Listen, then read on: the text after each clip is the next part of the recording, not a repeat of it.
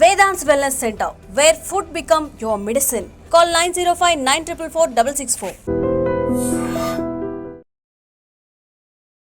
నమస్తే, welcome back to iDream media. నేను మీ ఝాన్సీ. ప్రస్తుతం మనతో గ్యాస్ట్రో సర్జన్ డాక్టర్ శ్రీమన్నారాయణ గారు ఉన్నారు ఫ్రమ్ మెడికవర్ హాస్పిటల్ నుంచి. ఫర్టింగ్ ఈ వర్డ్ మనం రెగ్యులర్గా వింటూనే ఉన్నాము. అంటే తెలుగులో గ్యాస్ ఫామ్ అవ్వడం, నలుగురిలో ఉన్నప్పుడు ఫర్ట్ చేసినప్పుడు స్మెల్ వస్తుందని కానివ్వండి, ఫుడ్ డైజెషన్ అవ్వనప్పుడు కానీ, మోషన్ ఫ్రీగా అవ్వనప్పుడు, అందరిలో కూర్చున్నప్పుడు నలుగురిలో కూర్చున్నప్పుడు ఫర్ట్ చేస్తే అందరు నవ్వుతారు, అలానే ఆపుకోవడం, ఇంకా గ్యాస్ట్రిక్ సమస్యలను పెంచుకోవడం, ఇలాంటివన్నీ జరుగుతాయి. అసలు ఒక గట్ హెల్త్ అని కూడా ఇప్పుడు అంటున్నారు. కాబట్టి మనం ఎలాంటి ఫుడ్ తీసుకోవాలి, ఎలాంటి ఫుడ్ తీసుకున్నప్పుడు ఈ ఫర్టింగ్ సమస్యలు అనేవి వస్తాయి, ఈరోజు డిస్కస్ చేద్దాము. నమస్తే సార్. సార్, జనరల్గా ఒక క్వశ్చన్ తీసుకోవడానికి కూడా అంటే ఇబ్బందిగా ఫీల్ అవుతూ ఉంటాము, తెలుగులో కానీ ఇంగ్లీష్లో కానీ. మరి నలుగురిలో ఉన్నప్పుడు ఇట్లా బాంబులు వేస్తున్నారంటారు, కొంతమంది సౌండ్తో చేస్తుంటారు, కొంతమంది సైలెంట్గా పబ్లిక్లో ఉన్నప్పుడు బాధపడుతూ ఉంటారు. ప్రధాన కారణం ఏంటి ఈ గ్యాస్ట్రిక్ ఫామ్ అవ్వడానికి, ఇలా బ్యాడ్ స్మెల్తో ఇట్లా ఫర్ట్ చేయడానికి? యాక్చువల్లీ అండి, మన హ్యూమన్ బీయింగ్స్లో ఉన్న మెయిన్ ప్రాబ్లం ఏంటంటే మనం జనరల్గా చేయాల్సిన దాన్ని కూడా అబ్నార్మల్గా ఫీల్ అవుతాం అనమాట. లైక్ నేను చిన్నప్పుడు ఎలా ఉంటుందంటే, పీరియడ్స్ వచ్చింది అనుకోండి, లేడీస్ అందరూ బయట వేరే చోట హౌస్ నుంచి బయటకు వెళ్ళి పడుకోవడము, దేవుడి గదికి రాకపోవడము, అది జనరల్ ప్రాసెస్. యాక్చువల్గా యూరిన్కి ఎలా వెళ్తాము, మోషన్కి ఎలా వెళ్తాము అనేది, స్వెట్టింగ్కి ఎలా వెళ్తాము, సేమ్ అంతే. పీరియడ్స్ కూడా వెళ్ళటం అనేది కామన్. అట్లాగే ఈ ఫార్టింగ్ ఏంటి అంటే, మీరు సర్జరీ అయిపోయిన తర్వాత, సపోజ్ నేను గ్యాస్ట్రో సర్జన్, సర్జరీ అయిపోయిన తర్వాత నేను పేషెంట్ని అడిగే ఫస్ట్ క్వశ్చనే, బాబు కింద నుంచి గ్యాస్ పోతుందా అంటే. అంత ఇంపార్టెంట్ యాక్చువల్గా. కానీ అదే గ్యాస్ మనం అందరూ పబ్లిక్లో ఉన్నప్పుడు అయితే కింద నుంచి పాస్ చేస్తే, మనం పాస్ చేయడానికి ఇబ్బంది పడతాము, మనం ఏదో పెద్ద తప్పు చేసేసినట్టు ఎదుటిన్న అతను కూడా నవ్వడం మొదలు పెడతారు. ప్రాబ్లం ఏంటంటే, ఎదుటిన్నాడు నవ్వటం మొదలుపెట్టినప్పుడే మనం షైగా ఫీల్ అవుతాం. యాక్చువల్గా that is the general process. మీరు మీరు ముక్కులోంచి గాలి తీసుకుంటున్నారు కదా, ఎక్కడికి పోవాలి? అది కింద నుంచే రావాలి కదా, ఎక్కడికి పోతుంది అది? సేమ్ అదే కాన్సెప్ట్ కదా. సో అంత కామన్ దాన్ని మనం చాలా అబ్నార్మల్గా చేసి, ప్రాబ్లం ఎక్కడ వస్తుంది అంటే, సపోజ్ ఆయన కంప్లీట్గా గ్యాస్ పాస్ చేయలేదు అనుకోండి, ఆ గ్యాస్ మొత్తం లోపల అక్యుములేట్ అయిపోతుంది.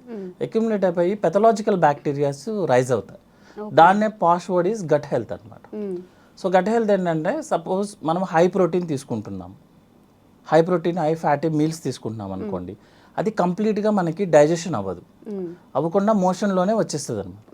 సో మోషన్ని మనం ఎక్కువసేపు హోల్డ్ చేస్తే ఏమవుతుందంటే, మనకు లోపల బ్యాక్టీరియాస్ ఉంటాయి. పాలు పెరిగవడానికి కావాల్సిన బ్యాక్టీరియా ఎంత గుడ్ బ్యాక్టీరియా ఉంటుందో, సేమ్ మన బాడీలో కూడా బ్యాక్టీరియా ఉంటుంది. ఆ బ్యాక్టీరియాని మనం డైజెషన్ చేయాలి. సపోజ్ మీరు ఎక్కువసేపు ఆ ఫ్యాటీ మీల్ని, ప్రోటీన్ మీల్ని బాడీలో ఎక్కువసేపు ఉంచుకున్నాం అనుకోండి, అది డైజెషన్ అయ్యి బ్యాడ్ స్మెల్ని క్రియేట్ చేస్తుంది. సో జనరల్ ఫార్టింగ్ అనేది, జనరల్ గ్యాస్ పాస్ చేయడం అనేది స్మెల్ ఉండదు ఎప్పుడు. ఎక్కువగా ఇట్లా ఇబ్బంది అయ్యి మనం పాస్ చేయడం కష్టమయ్యి, లేకపోతే బాత్రూమ్స్కి వెళ్లకుండా నెగ్లెక్ట్ చేసి, వర్క్ హడావుల్లో చాలా మంది మార్నింగ్ వెళ్లకుండా, సరే నైట్ టైం హ్యాపీగా రిలాక్స్ అయినప్పుడు వెళ్దాంలే అనుకొని నెగ్లెక్ట్ చేసిన వాళ్ళకి ఏంటంటే ఎక్కువ స్మెల్ వస్తుంది అనమాట. So but both are same. అదేమి డిసీజ్ కాదు, అదేం తప్పేం లేదు. ఇంకొకటి ఏంటంటే, మనం జనరల్గా మంచిగా గ్యాస్ పాస్ చేస్తేనే మనకి గట్ హెల్త్ బాగుంటుంది యాక్చువల్లీ. దానికోసం మనం కొత్తగా ఏం ట్రై చేయాల్సిన అవసరం లేదు. ఇంకొకటి ఏంటంటే, మనము మోషన్ పాస్ చేయాలని ట్రై చేయొచ్చు, కానీ బై మన ఓన్ ప్రకారము మన గ్యాస్ని మనం ఓన్గా పాస్ చేయలేము. గ్యాస్ అనేది పైనుంచి మొత్తం క్లీన్ చేసుకుంటే దానికి ఆటోమేటిక్గా పాస్ అవ్వాలి తప్ప, మనం సపరేట్గా వెళ్ళి బాత్రూంలో కూర్చున్నంత మాత్రం గ్యాస్ పాస్ అవ్వదు. అంటే అంత ఇంపార్టెంట్. గుడ్ ఫుడ్ తీసుకుంటేనే ఇట్లా గ్యాస్ పాస్ చేయడం ఇలాంటివి అవుతాయి. ఎక్కువగా హై వెజిటేబుల్స్ తీసుకున్నప్పుడు, ఫైబర్ ఫుడ్ ఎక్కువ తీసుకుంటున్నప్పుడు గట్ హెల్త్ చాలా బాగుంటుంది. అది బాగున్నప్పుడు ఏంటంటే, మనకి గ్యాస్ చాలా ఫ్రీగా పాస్ అవుతుంది. సపోజ్ గ్యాస్ మనకి ఫ్రీగా పాస్ అవ్వలేదు, స్మెల్ వస్తుందంటే అర్థం ఏంటంటే, మనం బ్యాడ్ ఫుడ్ తీసుకుంటున్నాం. బ్యాడ్ ఫుడ్ అంటే like fatty food, high fatty food, ఎక్కువ ఆయిల్ యూస్ చేయడము, ఎక్కువ ప్రోటీన్స్ తీసుకోవడం వల్ల మనకు ఫార్టింగ్ స్మెల్ వస్తుంది. But passing of gas is very important. అందరిలో కామన్ గా ఉండాలి అంటారా ఈ ఫార్టింగ్ అనేది? ఫార్టింగ్ అనేది కాదండి, మనకి యాక్చువల్గా ఏంటంటే, రోజుకి ఒకసారి మోషన్ పాస్ చేయాలి కదా. ఇప్పుడు మన పెద్దవాళ్ళని ఎవరైనా అడిగామనుకోండి, ఏంటి కొంచెం ఇబ్బందిగా ఉన్నా అంటే, ఈరోజు మోషన్కి వెళ్ళలేదు బాబు అందుకే ఇబ్బంది ఉన్నది. మోషన్ మనకి యంగ్ పీపుల్ మనం ఒక రోజైనా పాస్ చేయకపోతేనే మనం చాలా అన్ఈజీగా ఉంటుంది. మీరు ఎంత ఫుడ్ తినండి, ఎంత పెద్ద కంపెనీస్లో ఉండండి, అయినా సరే మీకు మార్నింగ్ వెళ్ళలేదు అనుకోండి, యూ ఫీల్ లైక్ అసలు మీరు ఇబ్బంది ఉన్నట్టు అనమాట. అంటే మీరు ఉన్నట్టే ఫీలింగ్ రాదు, ఆకలి వేయదు. మోషనే అంత ఫీలింగ్ ఉంటే గ్యాస్ పాస్ చేయడం అనేది ఇంకా very important actually. So gas కింద నుంచి పాస్ చేయడం అనేది చాలా ఇంపార్టెంట్, దాన్ని అవాయిడ్ చేయాల్సిన అవసరం లేదు. ఇంకోటి ఏంటంటే మనం ఎవరి కోసమో మన యూరిన్ పాస్ చేయడం ఆపేసిన, గ్యాస్ పాస్ చేయడం ఆపేసిన, ఇట్ విల్ బ్లాక్ అయినప్పుడు మన పేగంతా ఉబ్బిపోతుంది లోపల. సో నెక్స్ట్ ఏంటంటే మూమెంట్ అనేది పైనుంచి కిందకు ఉండాలి. మీరు గ్యాస్ కింద నుంచి వస్తుంది, మీరు ఆపేశారు, గ్యాస్ కింద నుంచి పైకి తంతుంది. So moment will be become abnormal అయిపోతుంది అనమాట. సో అది గ్యాస్ట్రిక్ సమస్యలు వస్తాయి దాని వల్ల కూడా. ఫ్యూచర్లో ఏమవుతుంది అంటే మన పెద్ద పేగ అంతా ఉబ్బిపోతూ ఉంటుంది అనమాట గ్యాస్తో, దాని మూమెంట్స్ ఆగిపోతాయి అనమాట. సో గ్యాస్ పాస్ చేయడం అనేది వెరీ నార్మల్, అది పాస్ చేయాలి కూడా యాక్చువల్లీ. సార్ జనరల్గా ఏదైనా ఒక ఇష్యూ తీసుకున్నప్పుడు అస్సలు మోషన్ ఫ్రీగా అవ్వకపోవడం, ఫర్టింగ్ రాకపోవడం అది కూడా డేంజరసే. అండ్ అలాగే ఎక్కువగా ఫర్ట్ చేస్తూ ఉంటారు. ఇప్పుడు మీరు అన్నట్టు సరే షై లేకుండా పెద్దవాళ్ళు ఉంటారు, ఒక 50+ లేకపోతే 45+ ఉన్నప్పుడు ఎక్కువగా ఫర్ట్ చేస్తున్నా లేకపోతే ఎక్కువగా మోషన్కి వెళ్తున్నా, ఇది కూడా ఏదైనా సిండ్రోమ్ కిందకి మారే అవకాశం ఉంటుంది? జనరల్గా ఎక్కువగా ఫర్టింగ్ చేస్తున్నారు అంటే అర్థం ఏంటంటే వాళ్ళు ఫుడ్ తీసుకునేది అన్డైజెస్టెడ్ ఫుడ్ మెటీరియల్ ఎక్కువ తీసుకున్నట్లు లెక్క. లైక్ కార్బోహైడ్రేట్ డ్రింక్స్ తీసుకోవడం కానీ, లేకపోతే మన protein high protein non vegetarian ఎక్కువ తీసుకోవడం కానీ, ఆయిలీ ఫుడ్ ఎక్కువ తీసుకోవడం కానీ, వెజిటేబుల్స్ తగ్గించుకోవడం కానీ జరిగితే ఏమవుతుందంటే మనకి లోపల మోషన్ బ్లాక్ అయి ఉంటుంది అనమాట.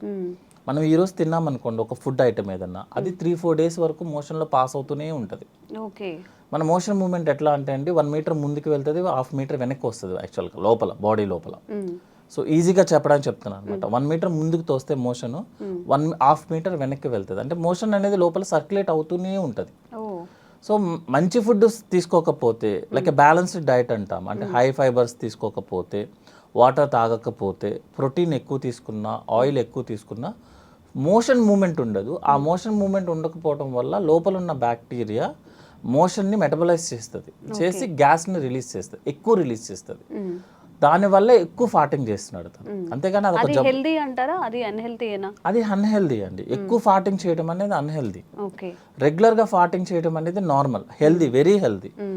ఎందుకు ఎక్కువసార్లు ఎందుకు పాస్ చేస్తున్నాడు అంటే this is the reason, motion లోపల బ్లాక్ ఎక్కువ అయిపోతుంది దానికన్నా. తను చెప్తాడు లేదు నేను రోజు మోషన్కి వెళ్తానని చెప్తాడు యాక్చువల్గా. అంటే మోషన్ ఎంత వెళ్తున్నారు అనేది ఎవరు చెప్పలేరు యాక్చువల్గా, ఎవరు చూసుకోకూడదు. మొత్తం క్లీన్ అవ్వట్లేదు యాక్చువల్గా. అంటే ఉండాల్సిన మోషన్ అంతా క్లీన్ అవ్వట్లేదు లోపలికి, అందువల్ల గ్యాస్ ఎక్కువ పాస్ చేస్తున్నాడు, స్మెల్ కూడా వస్తుంది అనమాట. అండ్ ఒక్కొక్కరిలో అసలు ఫర్టింగ్ ఉండదు, అండ్ రెగ్యులర్గా మోషన్కి వెళ్తూ ఉంటామని చెప్తున్నారు. మీరేమో డైలీ ఫర్ట్ చేస్తేనే, అంటే రెగ్యులర్గా ఫర్ట్ చేసేది హెల్దీ అని చెప్తున్నారు. మరి ఇట్లా అస్సలు ఫర్టింగ్ రాకుండా అలా కూడా? యాక్చువల్గా మేడం ఫర్టింగ్ చేయటం అనేది మన చేతుల్లో ఉండదు. ఫుడ్ అంటారా? కాదు. అంటే ఇక్కడ ఏంటంటే కింద నుంచి గ్యాస్ పోవడం అనేది మన చేతుల్లో ఉండదు. పైనుంచి ఇంటెస్టైన్ గ్యాస్ని మూమెంట్ కిందకి తీసుకొస్తేనే మనకి గ్యాస్ వస్తుంది. మీకు 40-50% పేషెంట్స్ వాళ్ళకి గ్యాస్ పాస్ చేయడం అంటే కూడా తెలియదు వాళ్ళకి. యాక్చువల్లీ వెళ్తూ ఉంటుంది, వాళ్ళకి తెలియదు. అదొకటి అంటే మోషన్ అందరూ కాన్సన్ట్రేట్ చేసేది ఏంటి, మోషన్ పాస్ చేసామా లేదా అని చూస్తారు యాక్చువల్గా.